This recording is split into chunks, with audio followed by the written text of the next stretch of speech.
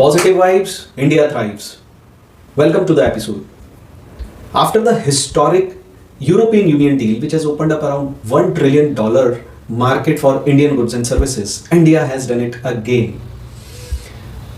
India ने last week USA के साथ एक इंटरिम ट्रेड एग्रीमेंट किया है जिसमें करीब करीब $44 बिलियन के गुड्स और सर्विसेज पे किसी प्रकार की कोई टैरिफ्स नहीं लगेंगे। इतना ही नहीं, ये पूरा जो FTA है, फ्री ट्रेड एग्रीमेंट होने वाला है।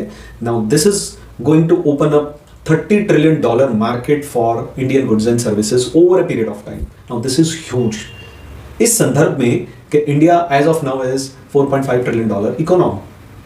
Now, this is going to be a game changer for few sectors. According to us, there are two sectors which have a biggest ever opportunity in their lifetime. The first is textile sectors.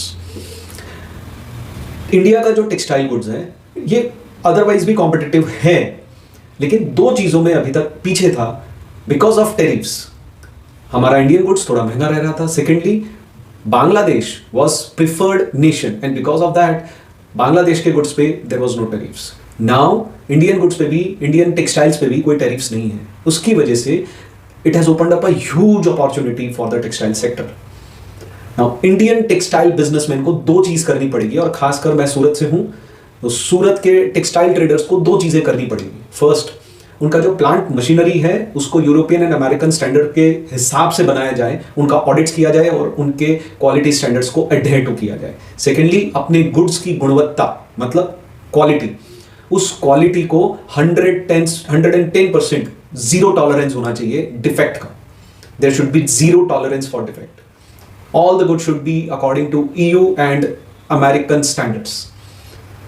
अगर ये दो चीजें India का textile trader, India का textile industrialist कर लेता है तो लाइफ टाइम में अगले 25 सालों तक there won't be such market and you can capture as much market as you can, because China के ऊपर ऑलरेडी बहुत बड़ा टैरिफ है एंड सेकेंड, बांग्लादेश में अपने खुद के घरेलू प्रॉब्लम्स चल रहे हैं। So this is a very very big opportunity for Indian textile trader. Second opportunity lies in the aerospace. The aerospace को डेवलप करने के लिए पिछले 2 महीने में आपने देखा होगा कि इंडिया के जो बड़े बड़े इंडस्ट्रियल हाउसेज हैं, चाहे अडानी हैं, ये कंपनीज जो है they have entered into JVs with big American companies which are manufacturing helicopters और which are manufacturing airplanes. Now जब एरोप्लेन और हेलीकॉप्टर जैसे गुड्स इंडिया में आके मैन्युफैक्चर होंगे तो इनसे जुड़े हुए जो बिजनेसेस हैं, चाहे वो OEMs हैं, चाहे वो सॉफ्टवेयर है for aerospace, and after this tariff this has become even more easy and feasible.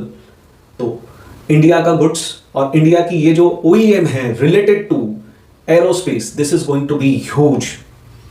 There will be billions and billions of dollars which are coming to India and they will be developing the whole assembly like once we have done in auto sector. So आप कौन सी कंपनियां देख रहे हैं जो इन दोनों sector की सबसे बड़ी बेनिफिशियरी कंपनीज निकल के आएगी? आप अपने कमेंट्स में बताइए and we will help you to research about those companies also if we find out interesting.